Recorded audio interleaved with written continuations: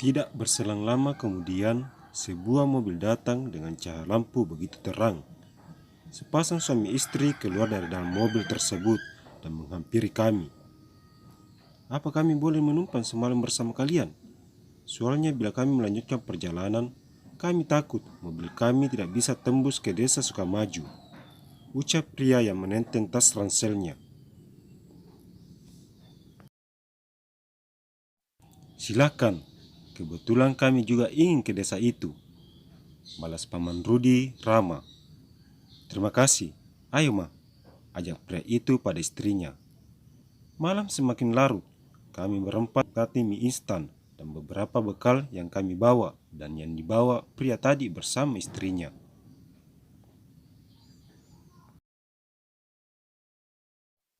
Setelah berbincang sedikit, aku dan Bu Tina masuk ke dalam tenda, sedangkan Paman Rudi dan Pak Tono, nama pria tadi, duduk melanjutkan pembicaraan mereka.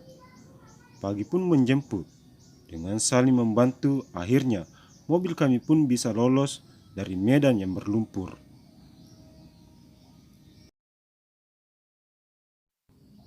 Kami melanjutkan perjalanan kami. Tak sepatah kata pun keluar dari mulut kami.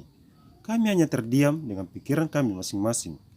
Hingga kami tiba di rumah kakek dan nenek, sedangkan Pak Tono dan istrinya melanjutkan perjalanan mereka. Melihat mobil kami singgah, ayah dan ibu serta nenek segera menyambut kedatangan kami.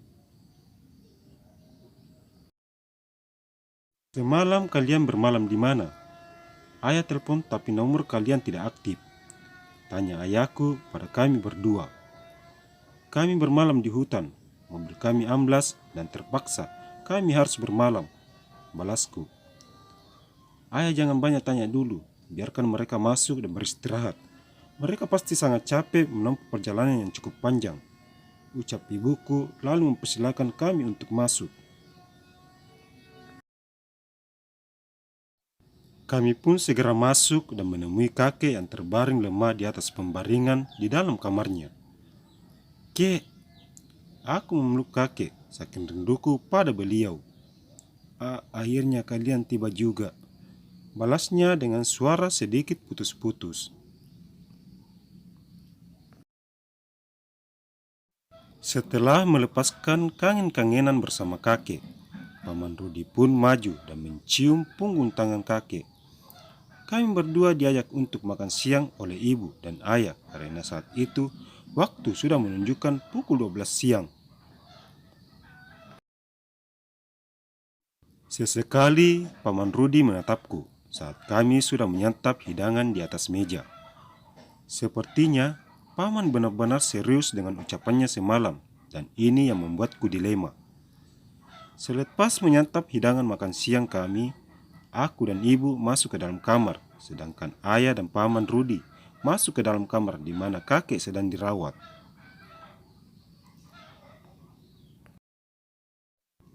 Siang berganti sore. Setelah terbangun dari tidur siangku, aku keluar untuk jalan-jalan ke belakang rumah.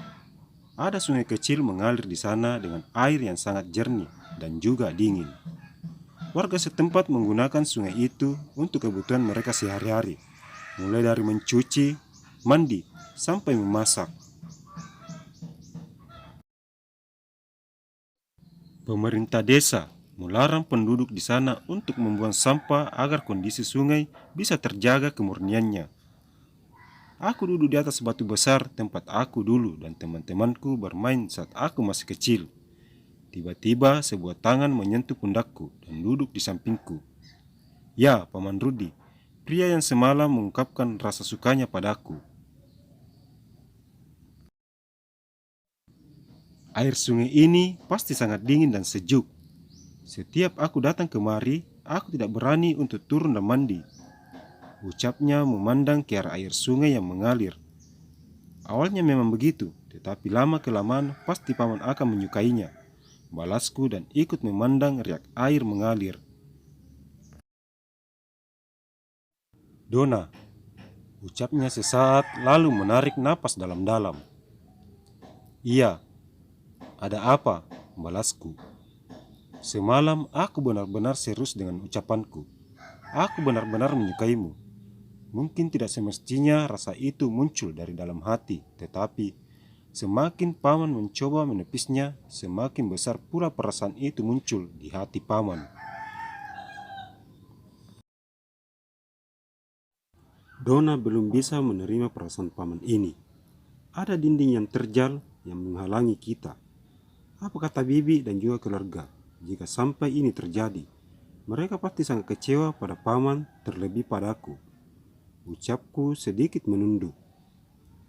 Paman tahu itu dan paman paham betul perasaanmu. Paman janji jika urusan dengan bibimu selesai, maka paman sendiri yang akan bicara pada ayah dan ibu. Kalau paman ingin menjadikanmu sebagai bidadari surga di dalam hati paman. Paman Rudi menggenggam tanganku erat. Aku kembali kaget dengan perasaan tidak menentu setelah mendengar perkataan paman Rudi. Kakiku sedikit bergetar hingga terpeleset dari atas batu dan turun ke sungai. Paman Rudi segera menangkapku, tapi sayang, kami berdua sudah turun ke dalam sungai. Apa kataku? Air sungai ini benar-benar dingin dan sejuk. Ucapnya menyentuh air yang mengalir. Lama-lama, paman juga akan terbiasa. Balasku sama seperti tadi. Seperti perasaan padaku. Senyum pria yang sudah menginjak 40 tahun itu, tetapi tetap terlihat tampan dan berwibawa. Apaan sih? Aku menunduk dan memercikkan air ke wajah paman Rudi. Sudah berani ya? Paman melakukan hal yang sama padaku, hingga aku berlari kecil menghindarinya, sambil tertawa. Paman terus mengejarku, hingga kami sedikit menjauh dari rumah. Nak Rudi, Dona, ayo pulang, sebentar lagi maghrib tiba. Teriak ayah yang berdiri di atas batu, tempat kami duduk tadi. Ya, balasku serentak dengan paman. Kami pun segera melangkah melawan arus air sungai mendekati ayah. Kami bertiga segera pulang ke rumah. Setelah membersihkan diri, kami sholat maghrib secara berjamaah di dalam kamar kakek. Ayo kita makan. Ibu sudah masak makanan kesukaan kalian. Ajak ibu pada kami berdua sambil melipat mukena lalu memasukkannya ke dalam lemari. Bagaimana dengan kakek? Tanyaku menatap kakekku yang sedang tertidur pulas di atas pembaringan. Kakek sudah makan dan ibu sudah memberi obat padanya.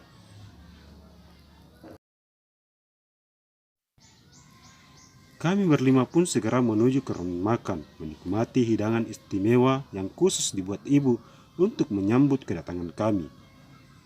Setelah makan malam, aku membantu ibu membersihkan meja makan, lalu membersihkan piring. Sedangkan ayah dan paman menuju ke ruang tamu untuk berbincang sekaligus menikmati kopi yang sudah dibuat ibu sebelumnya. Sedangkan nenek kembali ke kamar untuk menemani kakek. Semua urusan dapur sudah selesai. Kami pun bergabung dengan ayah dan paman di ruang tamu. Tidak terasa waktu terus berputar hingga malam semakin larut. Aku pamit dan kembali ke kamarku. Kamar yang selalu aku tempati setiap kali aku pulang ke sini. Aku membaringkan tubuhku di atas pembaringan. Mata terpejam tetapi pikiranku kemana-mana. Wajah tampan paman selalu saja muncul di benakku. Semakin aku menepisnya, maka semakin bermunculan pula wajah paman Rudi. Apa yang terjadi padaku? Apa ini yang dinamakan cinta? Ucapku berbalik ke kiri, lalu ke kanan, tidak menentu. Ini tidak boleh terjadi. Ayah, ibu, nenek, dan kakek, apalagi bibi anti, pasti tidak akan menerima ini. Aku tidak boleh egois. Ya Tuhanku, ya Allahku, hilangkanlah perasaan suka ini dalam hatiku. Lama aku melakukan itu, hingga tidak terasa aku pun terbawa dalam alam mimpi. Jangan lupa untuk terus dukung channel ini dengan cara memberi like, komen, share, serta nyalakan lonceng notifikasinya agar channel ini berkembang dan sang penulis lebih bersemangat menulis. Terima kasih.